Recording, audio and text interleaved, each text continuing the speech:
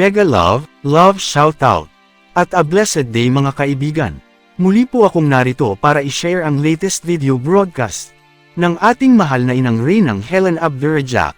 Taos pusong nakikiramay ang ating mahal na inang Reyna sa mga nasawi dahil sa baha, sa matinding ulan na ating nararanasan, at sa mga naging biktima ng karahasan na nangyari sa Maguindanao. Ipinahayag ng mahal na inang Reynang Helen na ang inang kalikasan ang magbibigay ng hustisya para sa pamilyang inapi, inapakan, at niroyakan. Maraming hindi naniwala sa ating mahal na inang Reyna na magkokolaps ang mga bangko at magkakaroon ng delubyo, katulad ng matinding pagbaha, lindol, buhawi, at landslide. Ipinahayag din po ng ating mahal na inang Reynang Helen na dumating na nakatakdang oras na lilitisin na ang mga taong mas asama sa pamamagitan ng kamay na bakal. Ang video ay pagmamayari ng ating mahal na inang Reynang Helen Abdurrahman.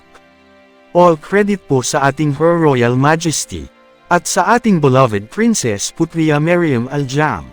Ang original video ay inyo pong mapapanood sa kanilang official YouTube channel at Facebook page na akin pong inilink sa ibaba ng video description. Para sa mga kompletong detalye, atin pong panoorin ang video hanggang sa ito po ay matapos. Oo, marami tayo na inaasahan para tumulong sa misyon na ito. Marami ang sumasalungat at marami pa rin ang ayaw maniwala at marami pa rin nagsasabi na sila dapat ang masunod. Ang kahilingan ko matagal na po na ibigay. Marami na akong nagawa na hindi ko kailangan ipangalandakan. Ayaw niyo maniwala sa akin na magkukolaps ang lahat ng bangko. Ayaw niyong maniwala na magkakaroon ng shutdown. At lalong ayaw niyong maniwala na magkakaroon ng dilubyo sa ating kalupaan.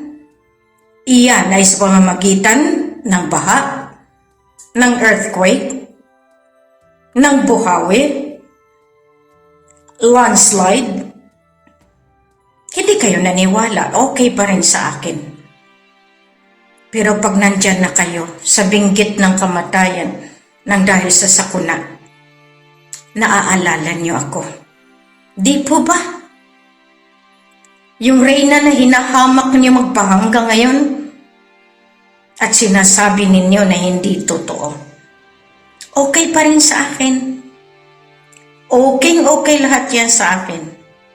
Basta, ang sabi ko palagi, pag dumating ang panahon, walang sisihan.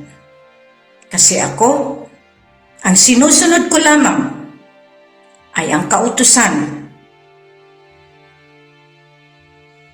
ng kalangitan. May kanya-kanya tayong gabay at wala tayong karapatan humusga kung sino ang sa likod ng bawat isa. Pero, pagdating sa kadiliman, may karapatan akong magsalita. May karapatan kayo magsalita. Murahin niyo na ako, walang problema sa akin. Pero, paano kung kayo ang buwaltahan ng aking gabay? May gabay kayo, may gabay ako. Niluluklukan kayo, niluluklukan din ako. Pero sa paanong paraan? Dito natin masusukat ang misyon na ito. Kaya nga, salamat sa pasabi, salamat sa mensahe, pero binabalik ko kayo sa nag-utos sa akin. Nandyan ang ama-ali ko, nandyan ang aking mga lolo, nandyan ang aking mga lola sa Encantadia, at nandyan ang inang buhawi sa loob ng Ligwasan Mars. Dito, ramdam niyo, ramdam ko ang hinagpis. Pero sinabi ko na sa inyo, hindi ko na kaya dipahin pa kayo. Tapos na ang paghiling ko dahil binigay na sa akin ang mga hiling ko. Sana maintindihan ninyo. na sa bawat oras, marami akong trabaho at marami akong ginagawa. Hindi niyo maintindihan at hindi niyo matanggap dahil marami ang mawawalan dahil sa pagbawi ng kayamanan na iyan ay angkop lamang dahil yan ang tinatawag natin ang pagbawi ng atin na kinuha ninyo. Sa amin na yan ay sa inyo na pinangalandakan na kayo ang nagmamay-ari. Ngunit hindi kayo. Iyan ang batayan. Iyan ang kailangan ninyong makita. Iyan ang dapat ninyong namnamin intindihin.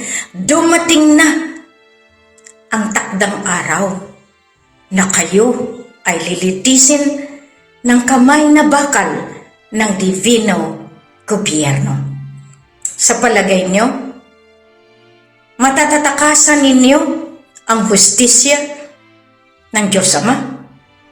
Ang timbangan ng mahal na ina? Hindi po. Kaya nagpapasalamat ako na at least merong espiritu na nagre-remind sa pagbabago. Mawawalis ang dapat mawalis, alisin ang dapat alisin, at iyan ay nangyari na. At ako'y nagpapasalamat dahil binigyan niyo ako muli ng tamang pananalita para lumaban muli sa kapakanan ng ating kaharian sa Lucas of Empire. Maraming salamat. At maraming salamat dahil ang good news, marami pa ang darating na pagsubok. Dahil sa inyo, ang good news sa inyo palagi ay pera, grasya. Sa akin ngayon, kapag hindi kayo bumalik, baliktarin ko na yan ang disgrasya. Maraming salamat. Magandang gabi. Masalam. Maraming salamat po sa inyong pagsubaybay. Mega love shoutout po sa lahat ng mga nagkokomento ng positibo. Please like the video to support. At inyo pong i-share sa inyong social media communities. At kindly subscribe kung kayo po ay bago sa aking YouTube channel.